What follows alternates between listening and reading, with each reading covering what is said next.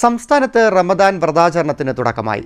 അനുഗ്രഹലബ്ധിയുടെയും പ്രാർത്ഥനാ ഫലപ്രാപ്തിയുടെയും മാസമായിട്ടാണ് വിശ്വാസികൾ റമദാനെ കരുതുന്നത്.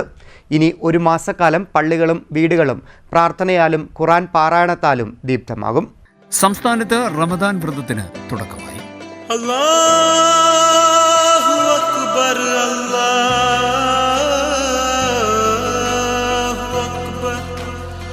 ത്യാഗത്തിന്റെയും സഹനത്തിന്റെയും സ്മരണ പുതുക്കിയാണ് വിശ്വാസികൾ പുണ്യമാസത്തിലേക്ക് കടന്നിരിക്കുന്നത്.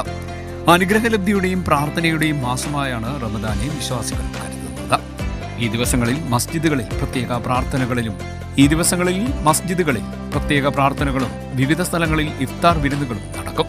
പുലർച്ചെ സുബഹി ബാങ്കിന് മുമ്പുള്ള അത്താഴം മുതൽ വൈകിട്ട് മഗ്രിബ് ബാങ്ക് വരെ വിശ്വാസികൾ അന്നപാനീയങ്ങൾ ഉപേക്ഷിച്ച് വ്രതം നോൽക്കും. കൂടാതെ ഈ ദിവസങ്ങളിൽ പ്രാർത്ഥനകൾക്കൊപ്പം തന്നെ ദാനധർമ്മങ്ങളും നടത്തും. ഖുർആൻ പാരായണത്തിനും സക്കാത്ത് നൽകുന്നതിനും ദാനധർമ്മങ്ങൾക്കും റമദാൻ മാസത്തിൽ ഏറെ പ്രാധാന്യമുണ്ട്. പാപങ്ങളും തെറ്റുകളും കഴുകിക്കളഞ്ഞ് ആത്മവിശുദ്ധിയിലേക്ക് സ്വയം പരിവർത്തനപ്പെടുക എന്ന ലക്ഷ്യം കൂടിയാണ് റംസാൻ നോമ്പിന് ഉള്ളത്.